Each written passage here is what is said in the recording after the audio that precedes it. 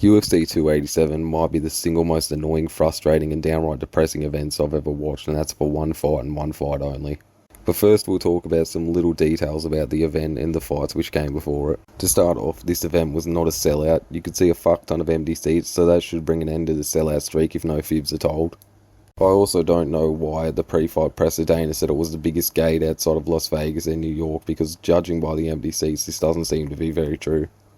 It was also really weird that at the pre-fight presser, Dana shut down every question that was about the scuffle between Masvidal and Hall, and it also shut down the question about the UFC merging with the WWE, even though it's the talk of town at the moment. Something must have been annoying him. But let's start off with the early prelims. The first fight in the most fucked up state in America was between Jacqueline Amareem and Sam Hughes. I honestly thought that Amareem would have some problems with Sam Hughes because of her wrestling and cardio, and that definitely seemed to be the case. Amareem had a very strong first round, showing off a BJJ and even almost pulled off an RNC, but Hughes defended it and will make it out of the first round. Amareem will be completely gassed by the second round, and Hughes would outwork her for the rest of the fight and get a UD. This card would really show that there's levels to MMA, and this was the first example. The next fight would be, I'm not even going to try to pronounce the first name, Becker versus Steve Garcia. I just want to know how the fuck Becker manages to pass a USADA test. That dude is fucking jacked to the gills. Honestly thought Becker would overwhelm Garcia with his wrestling, which seemed to happen in the first round, but to his credit, the wrestling was initially set up by a knockdown Becker scored on Garcia. Then in the second round, Garcia would knock Becker into another dimension. Fucking mental.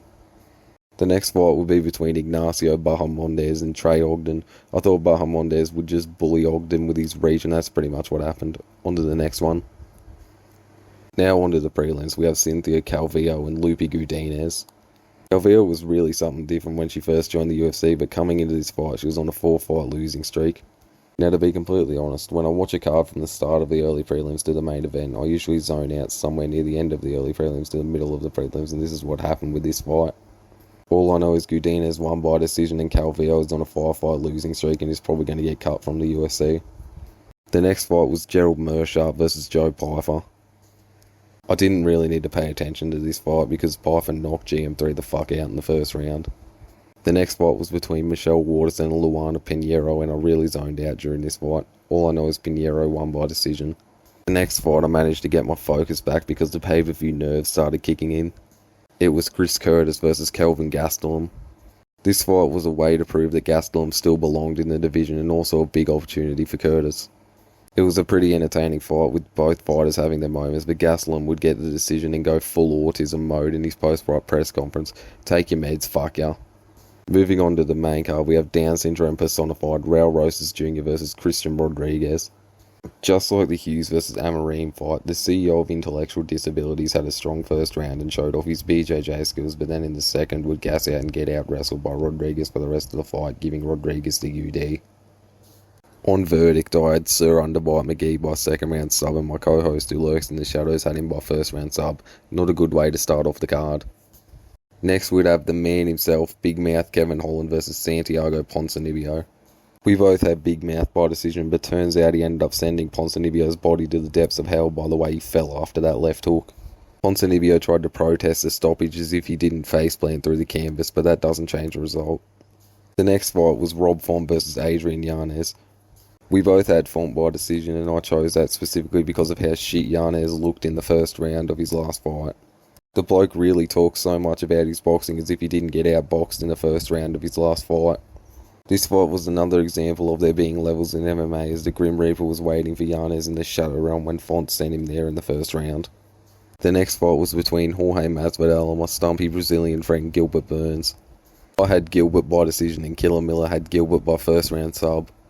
I thought Masvidal won the first round as Gilbert did pretty much fuck all except rally at the end and score a takedown, but after that it was all Gilbert.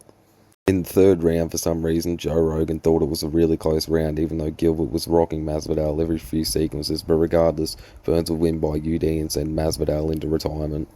The main event of the card was Alex Pereira and the last gyno bender, Israel Adesanya, for the middleweight title, and holy fuck am I depressed because of how it ended. Izzy and his right tit are a cancer to the sport of MMA. His previous title reign consisted of one of the most boring fights of all time against Romero, knocking out Costa, which the commentators have an orgasm over every time he fights because it's the only highlight of his title run, barely outpointing Vittori, losing to Bobby Knuckles and curing my insomnia against Jared Cannonier. This cunt makes Bilal Muhammad look like Justin Gaethje because all he does is throw jabs and leg kicks and then literally runs away from his opponents and avoids actually fighting at all costs and does the bare minimum to scrape a decision win.